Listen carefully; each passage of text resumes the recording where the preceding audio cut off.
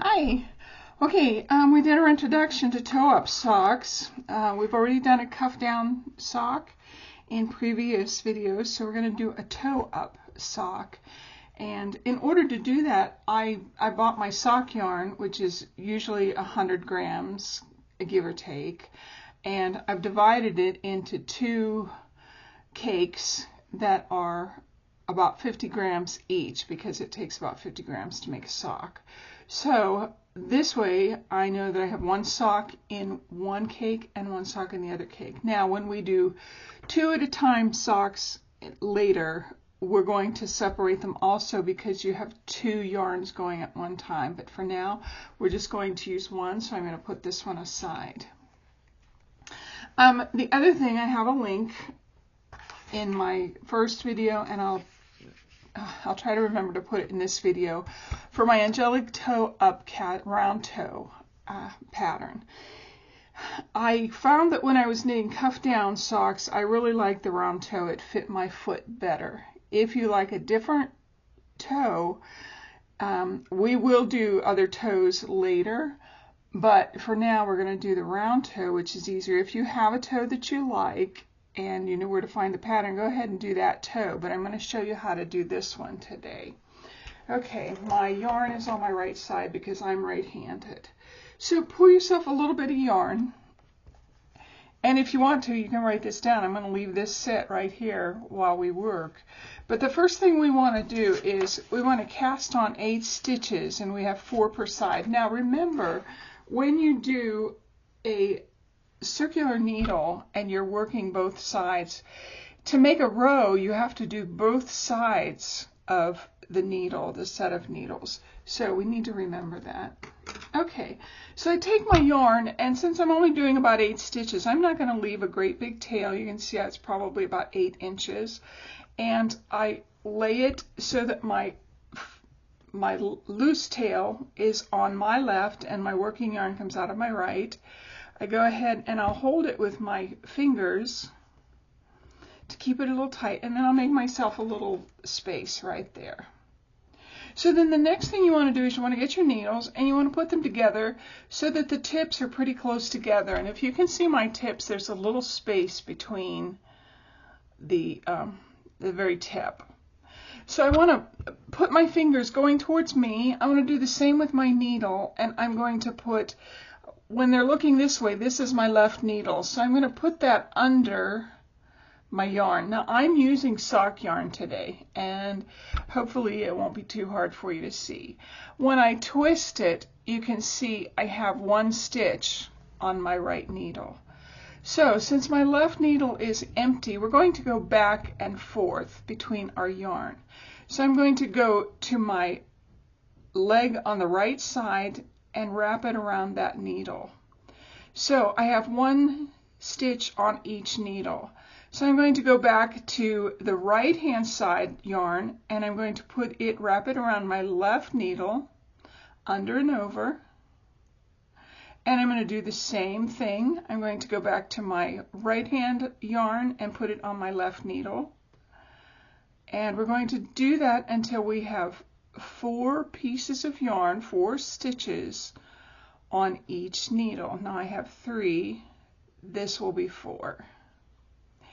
Once I do that, I'm going to take my tail and I'm going to wrap it a couple times around my working yarn. And this is just so you don't have a hole. It makes it easier to knit too. So as I do that, I'm holding this yarn, this tail yarn, back against my needles so that it doesn't just kind of flop around. Now the next thing I'm going to do is I'm going to push these up pretty close to the top and hold them with my thumb, and then I'm going to take my right needle and I'm going to pull it the entire way out and just leave myself a little tail there. This is called a magic loop, and you can knit just about anything on a pair of circular needles using the magic loop. Okay, so the first row that we're going to do when you look at this is we're going to knit. Now remember, we have to knit both sides of the needle in order to make it a row. So let's go ahead and you can pull these a little bit tighter than we did with the big yarn, the big needles, but not too tight that you can't get it up. So there's 2, 3, trying to hold this so that you can see it well, and 4. Because this is such small yarn, I'm holding it just a little bit closer to my camera. Okay, then once I get that side done, I push this needle, my loose needle, my working needle down, and I'm going to go ahead and pull the other side out because that's the side my yarn is coming from. And you can kind of see that. And then I'm going to knit the other side. Now some people will knit through the back of this side. I don't. It doesn't make a lot of difference. It's not a big deal. It still looks like it's Kitchenered. 2,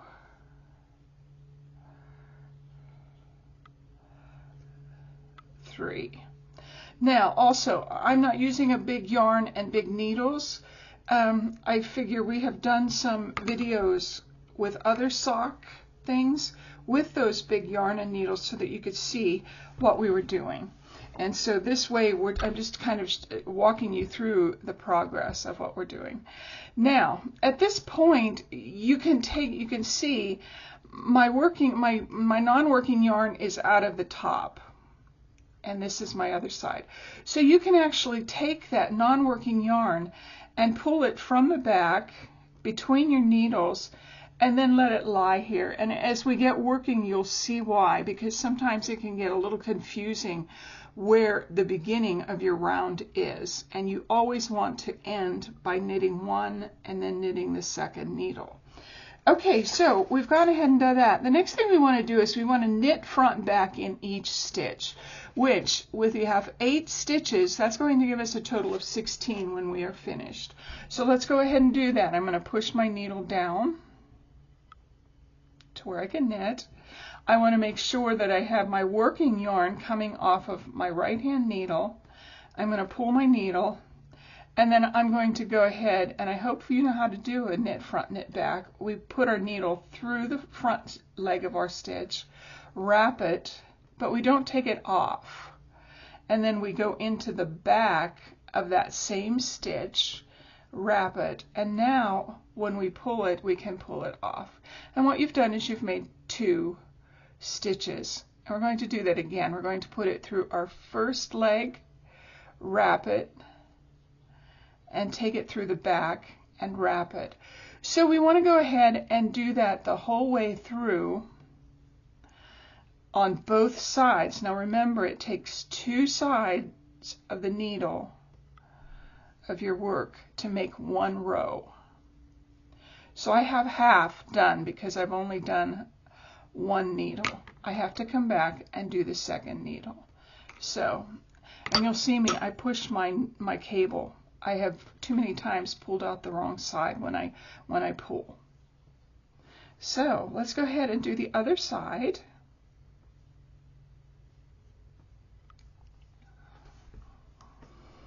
So I knit into the front, don't take it off my needle, and then I knit into the back.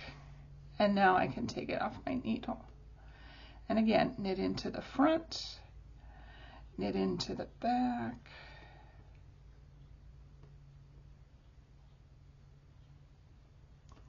knit into the front, knit into the back, knit into the front, knit into the back. Now this is my little clue, and it's not so bad when you're just doing, 8, 16, 24 stitches, but when you start getting 60 stitches, 50, 60 stitch on it, you will really appreciate having your tail coming through the front, and when you're finished, you just get to sew that back on the other side. But this will tell you that you're at the front of your work, you're at the beginning of your work. Now, if you rather put one of your stitch markers on here, just slip it on here closer to the side that's the front, and then work. That works also. Okay, we have 16 stitches that we've knit front back. So the next one we're going to do is row 3, and we're going to just knit around. And if you're looking at this pattern, you can see I have fixed it. I've added that the last stitch on the end of your row is different. And it makes it a little easier to read. I'm not a pattern writer. So we're going to just knit, and we take them off as we knit them. These are not knit front backs, these are just plain knits. So we should have, let's see, that's 2, 3, 4, 5, 6, 7, 8. Okay, and I'm going to turn it because I'm not at the end of my row, I've just done one side. I'm going to turn it, and I'm going to check, because sometimes your yarn, your working yarn, will get between your needles, and you don't want to start knitting there. You want to make sure that your yarn is coming exactly out of that last stitch at the top of your right hand needle. So then I'm going to go ahead and pull my needle and knit the other one. Now we had 8, so we're going to do 9. Oops, I split it, sorry. 9, 10, 11, 12, 13, 14, 15, 16. Okay, so there I have done up to row 3, and you can see there's my loose tail, it's coming out of the top, so I am at the end of my round. Now let's talk a little bit, and I've pulled my stitches quite tight. You need to be careful, even with your sock needles, you need to be a little bit careful with this.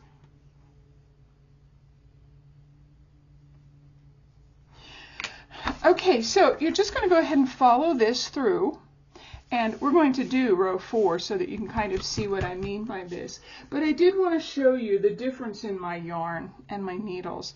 Now, this is, I believe this is a DK weight yarn, so it's not quite as thick. Here we go. Okay, I'll show you the 3 of them because I have 3 of them out here. So this, the white, is a worsted yarn, and you can see how thick it is. The next one is a DK, and it's not a lot different, but if you pull it, you can kind of see it's a little bit smaller. And then here is our sock yarn. Let me pull a little string. And you can see the difference, especially between the worsted weight and the sock yarn. This is very thin compared to your worsted, and you can just about see how that is. So then the other thing that we have worked on and talked about are needles. And so when you're using with a worsted, I always have a bigger needle, usually a size 8, anywhere between 7, 8, and 9. Now this is a size 8 US. It's a 5.5 millimeter. And when I'm working socks, I use the 2.75 millimeter, and you can see the difference, how much bigger the worsted needles, the one I use with worsted yarn, is from the sock yarn. So you can kind of see there's a big difference in those. So the next row we're going to do is row 4. Let's get ready for that. We'll set everything up, make sure we're not working with our tail, but we're working with our working yarn. Make sure it's coming out of the stitch that you last did. Push these up just a little bit. Now, what we're going to do is we're going to knit 1, make 1, and then knit 2. Everything in the brackets gets repeated to the end of the row, and at the end of the row you're going to have 1 knit stitch to do. So let's go ahead and do that. So we're going to knit 1. Now, when you look at your work, you have a stitch that's going between the stitch on your left hand needle and the stitch you just knit off. And that's just a stitch of a piece of yarn. It's partly part of the stitch. What I want you to do is take your right hand needle and put it between there, wrap your right hand needle, and then pull that through. So you've made a stitch out of basically nothing. So we're going to knit 2, 1, 2, and we're going to make 1 again. Same thing. We're going to find the yarn, and sometimes it helps to pull it apart. We're going to find the yarn that goes between. Now, if it's easier for you to pick that up and put it on your needle with the right leg in front, go ahead and do that and then knit it off. I just find that I can go between those stitches. I don't have to put it up on top of my needle to do it. So I've gone ahead and knit 2. I'm back to where I'm making 1. So I just put my right hand needle through the tip, wrap the tip, and then pull that yarn through to make a stitch. It's kind of like crocheting. So I'm going to knit 2. Now this is where I'm talking about. Once I knit these 2, I make my 1. I only have 1 stitch. Now you can either count this as 1 stitch and then your second one is over here, or you can look at your pattern and you make 1, knit 1. So that when you turn your work, remember we have to do 2 needles to complete a row. When you turn your work, we will start with 1. So we're going to knit 1. Try not to pull that so tight. Okay, and then we're going to make 1. And we're going to do that the whole way through. Now we're going to knit 2. 1, 2, make 1. And 1, 2, make 1. And 1, 2, make 1. Sometimes it's a little hard to find that little string between your stitches. And then we are finished because there's our tail, it's at the top. And again, if you're more comfortable using stitch markers, please go ahead and do so. You don't have to use this little tail. Okay, so we have finished 4 rows. So the next thing you want to do is you want to knit around all of these, and you should have 24 stitches when you get around. Now I'm going to give you the download for this. You can download this, finish this, and this will be our toe. Then we'll talk about how long to make our footbed in our next segment, and then we will go on to knitting our heel flap, turning our work, and then working up the gusset and the cuff. So for this session, let's just go ahead and finish our toe and have it ready for our next segment. Okay, I hope you've enjoyed this. I will see you back here next time. Thanks for joining me. Bye-bye.